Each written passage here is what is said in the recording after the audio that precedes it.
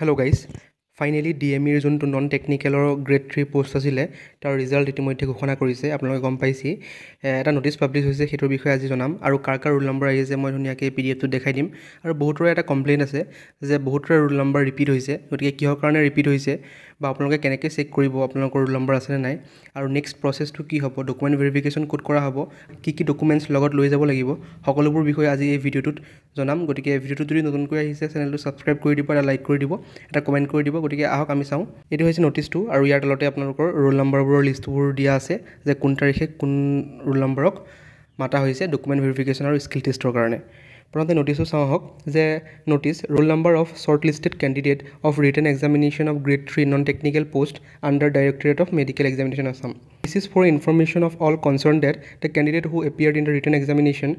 for filling up of grade 3 non-technical post under establishment of Directorate of Medical Education Assam. গতিকে ইয়াত ধুনীয়াকৈ mention কৰা আছে যে যোনটোৰ কাৰণে আপোনালোকে ৰিটেন এক্সামিনেশ্যন দিছিলে ডিএমইৰ গ্ৰেড 3 non-technical কাৰণে যোনটো এক্সামটো কণ্ডাক্ট কৰা হৈছিলে 30 মাৰ্চত The following roll numbers are shortlisted for appearing in a skill test and document verification. গতিকে তলত যোনবোৰ ৰোল নম্বৰ মেনশ্যন কৰা আছে সেই সকলোবোৰকে আপোনালোকৰ স্কিল টেষ্ট আৰু ডকুমেণ্ট ভেৰিফিকেশ্যনৰ কাৰণে মাতা হৈছে আৰু ভেনিউটো ক'ত দিয়া আছে They are hereby directed to appear the skill test and document verification at the office campus of the Directorate of Medical Examination, Assam 6 Mile, Khanapara, Guwahati. গতিকে তেওঁলোকক কোড মাতা হৈছে ইয়াত ভেনিউটো ধুনীয়াকৈ মেনশ্যন কৰা আছে ভেনিউটো হৈছে যে office campus of the directorate of medical examination Assam যোনটো 6 মাইল খানাপাৰাত আছে গতিকে আপোনালোকক ৰোল নম্বৰবোৰ দেখাই আছোঁ যে কোনটো ৰোল নম্বৰক কোনটো ডেটত মাতা হৈছে আৰু আপোনালোকে কিমান টাইমত যাব লাগিব যে 10টা বজাৰ পৰা সন্ধিয়া 5টা বজালৈকে এই ডকুমেণ্ট ভেৰিফিকেশ্যন আৰু স্কিল টেষ্টটো কণ্ডাক্ট কৰা হ'ব ঠিক আপোনালোকে চাব পাৰিছে যে 22 তাৰিখে 22 ছেপ্টেম্বৰত কাৰ আছে ইয়াত ধুনীয়াকৈ মেনশ্যন কৰা আছে 22 তাৰিখে কাৰ আছে গ্ৰুপ 1 বৰ্ড 1 ঠিক তেনেদৰে গ্ৰুপ 2 বৰ্ড 1ত 22 তাৰিখে আছে 22 ছেপ্টেম্বৰত আপোনালোকে ভালদৰে চাই ল'ব নিজৰ ৰোল নম্বৰ কোনটো গ্ৰুপত আছে ঠিক তেনেদৰে 22 তাৰিখে ইয়াতে আছে 22 তাৰিখৰ 30 তাৰিখে আছে গ্ৰুপ 5 বৰ্ড 1 এইটো 10টা পেজৰ এটা PDF হয় আপোনালোকে ভালদৰে চাই ল'ব আপোনালোকৰ ৰোল নম্বৰ থাকি যাব পাৰে ভালদৰে নিজৰ ৰোল নম্বৰ লগত মিলাই কৰি চাব পাৰে 24 তাৰিখে আছে গ্ৰুপ 6 বৰ্ড 1 ঠিক তেনেদৰে 24 তাৰিখে আছে গ্ৰুপ 7 বৰ্ড 1 ঠিক 22 তাৰিখে আছে আকৌ গ্ৰুপ 8 বৰ্ড 3 ঠিক তেনেদৰে আপোনালোকে স্ক্ৰল কৰি চাই থাকিব লাষ্ট ডেটটো হৈছে আপোনালোকৰ কিমান তাৰিখলৈকে আপোনালোকৰ স্কিল টেষ্ট আৰু ডকুমেণ্ট ভেৰিফিকেশ্যনটো হ'ব আপোনালোকৰ হ'ব এইটো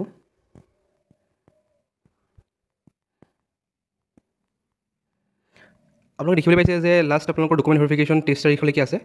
গ্ৰুপ 12 বৰ্ড 1 গতিকে আপোনালোকে নিজৰ ৰোল নম্বৰটো ভালদৰে চাই ল'ব ইয়াত থাকি যাব পাৰে ভালদৰে আপোনালোকে চাই ল'ব যিহেতু ইয়াত আপোনালোকৰ যেনেকৈ আগৰবোৰত লগ ইন কৰি চাব পাৰিছিলে তেনেকুৱা ধৰণৰ ছিষ্টেমটো ৰখা নাই এটা PDF যোগেদি পাব্লিছ কৰা হৈছে গতিকে PDFত কেতিয়াবা ৰখি হৈ যাব পাৰে আপোনালোকৰ ৰোল নম্বৰ ভালদৰে এটা ৰোল নম্বৰ চেক কৰিব ইয়াৰ পাছত আপোনালোকৰ ৰোল নম্বৰ যদি ইয়াত আহিছে নেক্সট প্ৰচেছটো কি হ'ব মই জনাই আছোঁ যে the candidate are directed to bring all the relevant documents in original including গতিকে ইয়াত তলত মেনশ্যন কৰা সকলোবোৰ ডকুমেণ্ট আপোনালোকে অৰিজিনেল লৈ যাব লাগিব কি লাগিব ফাৰ্ষ্টটো হৈছে যে admit card of written examination যোনটো ডিএমইৰ নন টেকনিকেলৰ যোনটো এক্সাম দিছিলে তাৰ এডমিট কাৰ্ডটো লাগিব তাৰপিছত ফটো ID কাৰ্ড তাৰ কাৰণে আপোনালোকে Aadhaar card voter ID pan card যিকোনো আনিব পাৰে কিন্তু সকলোবোৰ অৰিজিনেল ফৰ্মত আনিব বাৰ্থ চাৰ্টিফিকেট এণ্ড ক্লাছ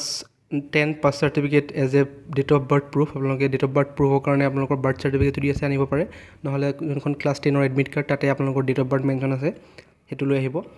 তাৰ পাছৰটো হৈছে যে all pass certificate from HSLC onwards আপোনালোকৰ মেট্ৰিকৰ পৰা আপোনালোকৰ যিমানবোৰ হায়াৰ এডুকেশ্যন আছে অৰ্থাৎ মেট্ৰিকৰ পৰা আৰম্ভ কৰি আপোনালোকে যিমানলৈকে পঢ়িছে সকলোবোৰৰে পাছ চাৰ্টিফিকেটবোৰ লাগিব অৰিজিনেল ফৰ্মত তাৰপাছৰটো হৈছে যে কাষ্ট চাৰ্টিফিকেট যদিহে আপোনালোকে কোনোবা ST ST OBC কাষ্টৰ পৰা বিলং কৰে তেন্তে আপোনালোকৰ কাষ্ট চাৰ্টিফিকেটখন লাগিব অৰিজিনেল ফৰ্মত PWD চাৰ্টিফিকেট আপোনালোক যদি PWD কেণ্ডিডেট হয় তেনেহ'লে PWD চাৰ্টিফিকেট লাগিব তাৰপাছত এমপ্লয়মেণ্ট এক্সচেঞ্জ ৰেজিষ্ট্ৰেশ্যন চাৰ্টিফিকেট আপোনালোকৰ এক্সচেঞ্জ চাৰ্টিফিকেটখন লাগিব আৰু লাষ্টটো হৈছে যে 2 copies of passport size photograph and any other relevant documents আপোনালোকৰ recent 2 copy of passport size photocopies লাগিব আৰু আপোনালোকৰ যি অৰিজিনেল ডকুমেণ্টছ আছে সকলোবোৰ লৈ যাব লাগিব আৰু অকল অৰিজিনেলে নহয় আপোনালোকে এটা কপি জেৰক্স কৰি লৈ যাব আৰু সেল্ফ এটেষ্ট কৰি লৈ যাব যেহেতু তাত বিচাৰি দিয়ে কেতিয়াবা গতিকে সকলোবোৰৰে অৰিজিনেল ফৰ্মটো নিব আৰু কপি জেৰক্স লৈ যাব তাৰ পাছত মেনশ্যন কৰিছে roll numbers of few candidate may appear simultaneously in different categories of post as they have applied in multiple post and a common written examination was held and as per marks obtained by the candidate he shortlisted for the skill test and document verification আপোনালোকৰ এটা complain আছিলে মই পাই আছোঁ যে বহুতৰে নাম repeat হোৱা দেখিছে বা বহুতৰে ৰোল নম্বৰ ৰিপিট হোৱা দেখিছে গতিকে যিহেতু তেওঁলোকে বিভিন্ন পোষ্টৰ কাৰণে এপ্লাই কৰিছিলে এজনে বহুতকেইটা পোষ্টৰ কাৰণে এপ্লাই কৰিছিলে গতিকে সেইকাৰণে আপোনালোকৰ ৰোল নাম্বাৰবোৰ ৰিপিট কৰা হৈছে যিহেতু আসাম গভৰ্ণমেণ্টত কোনো ৱেইটিং লিষ্টৰ সুবিধা নাই গতিকে যিকোনো এটা চুজ কৰাৰ পাছত স্কিল টেষ্টত পাছ কৰাৰ পাছত যিকোনো এটা চুজ কৰিব আৰু আনটো পোষ্ট ভেকেণ্ট হৈ যাব গতিকে সেইকাৰণে আপোনালোকে ৰিপিট হোৱা দেখা পাইছে এটা ৰোল নম্বৰকে দুবাৰ তিনিবাৰ ৰিপিট হোৱা দেখা পাইছে গতিকে তেওঁলোকে ডিফাৰেণ্ট পোষ্টত এপ্লাই কৰিছিলে এজনেই গতিকে এইটো এটা আছিল PDF আপোনালোকৰ ৰিজাল্টৰ PDFটো আপোনালোকে এই PDFটো ডাউনলোড কৰিবৰ কাৰণে ডেছক্ৰিপশ্যন বক্সটো চেক কৰিব তাতে আপোনালোকে লিংকটো পাই যাব আৰু ডাউনলোড কৰি ৰাখিব আৰু ডাউনলোড কৰি পেলাই আপোনালোকে চাব পাৰিব যে আপোনালোকৰ ৰোল নাম্বাৰ সেই PDFটোত আছে নাই গতিকে যদিহে আপোনালোকৰ নামটো এই PDFটোত আছে তেনেহ'লে কংগ্ৰেচুলেশ্যনছ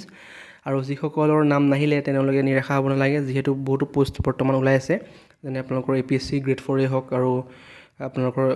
গুৱাহাটী হাইকোৰ্টৰ যোনটো JAA পোষ্ট হয় তাৰ কাৰণে ভালদৰে পঢ়ক আপোনালোকৰ নিশ্চয় এক্সাম ক্লিয়াৰ হ'ব গতিকে এইটো এটা আছিল ভিডিঅ' যদিহে ভিডিঅ'টো নতুনকৈ আহিছে চেনেলটো ছাবস্ক্ৰাইব কৰি দিব এনেকুৱা ধৰণৰ আপডেটছ আৰু ৰিক্ৰুটমেণ্ট নিউজ পাবৰ কাৰণে থেংক ইউ